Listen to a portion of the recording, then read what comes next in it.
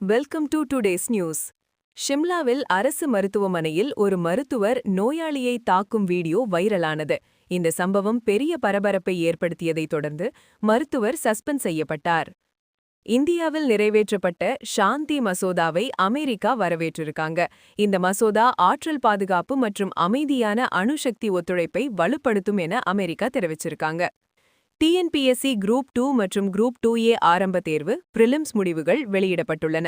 தேர்ச்சி பெற்றவர்கள் மெயின்ஸ் தேர்வுக்கு தகுதி பெற்றுள்ளனர். அமெரிக்கா H-1B விசா விண்ணப்பாளர்களுக்கான சோதனை நடைமுறைகளை மேலும் விரிவாக்கியுள்ளது. சமூக வலைத்தள சரிபார்ப்பு உள்ளிட்ட காரணங்களால் விசா செயல்முறையில் தாமதம் ஏற்படலாம் என அறிவிப்பு. திருநெல்வேலியில் அமைந்துள்ள பொருணை தொல்லியல் அருங்காட்சியகம் பொதுமக்கள் பார்வைக்கு இன்னையிலிருந்து அலோவ் பண்ணியிருக்காங்க.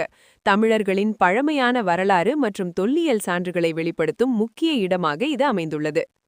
இன்னும் அப்டேட்ஸ்க்கு ஃபாலோ பண்ணிக்கோங்க.